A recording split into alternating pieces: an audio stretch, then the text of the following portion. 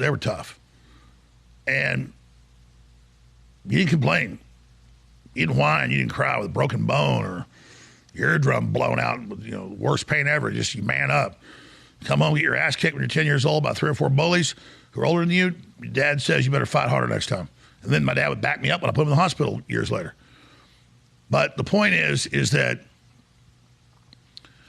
we're not victims, so we're not professional whiners like the left. But we're not going to forget Charlie Kirk. We're not going to forget all the people the left's killed. We're not going to forget how they tried to kill Trump. We're not going to forget the poor Ukrainian refugee they murdered. Because I understand being a winner.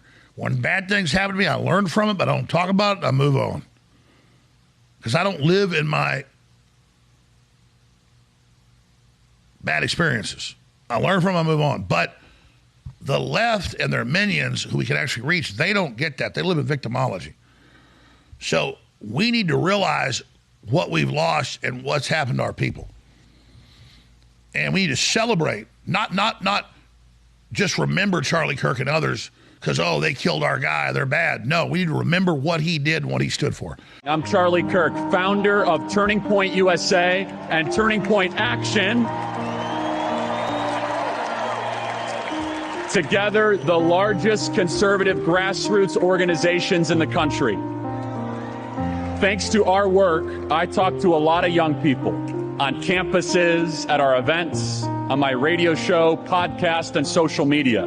Said differently, I visit college campuses so you don't have to.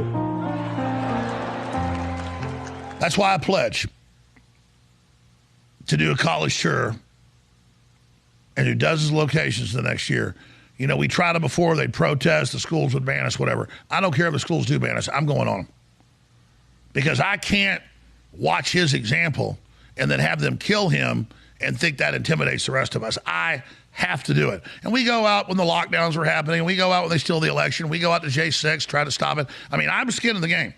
But I'll tell you, I've told that people on air, and I've said to the crew, I'm saying, Charlie Kirk and folks have got the big balls.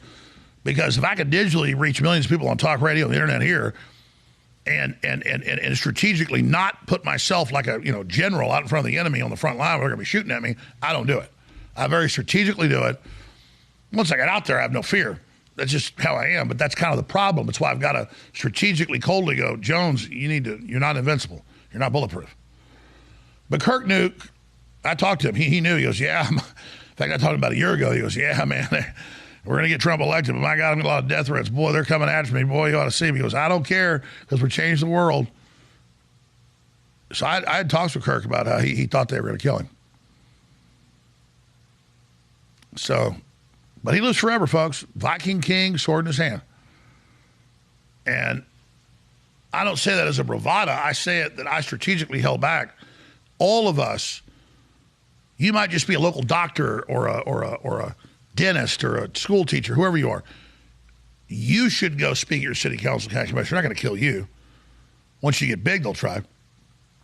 All of us, remember the FBI coming after conservative Catholics, criticizing DEI and all the rest of it? Remember coming after parents that were protesting it? That's because they're scared of you.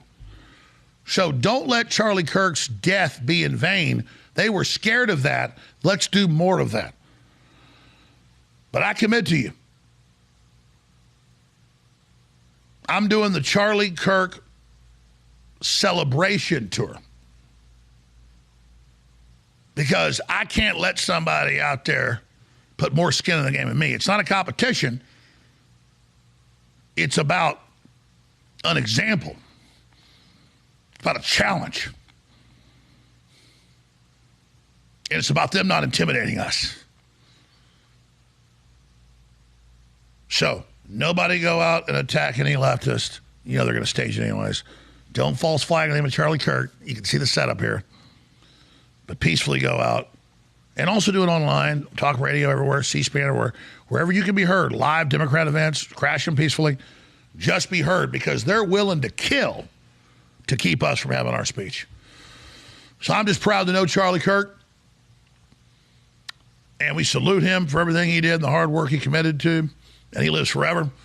And we finally have turned the page in this chapter of the world being so dark and fighting this generation's tyranny. We'll look back And he'll go down in the history books as one of the top generals in the fight for America and the future of the world. For myself, the whole InfoWars crew, and the entire audience, Charlie Kirk, the answer to 1984 is 1776, and you've got a salute from me, brother. You're a real man and an example to all of us, and we won't let you down. Since I last spoke at the Republican convention 4 years ago, I've become a husband and father. In fact, we have 2 under 2. I think I get extra points for that.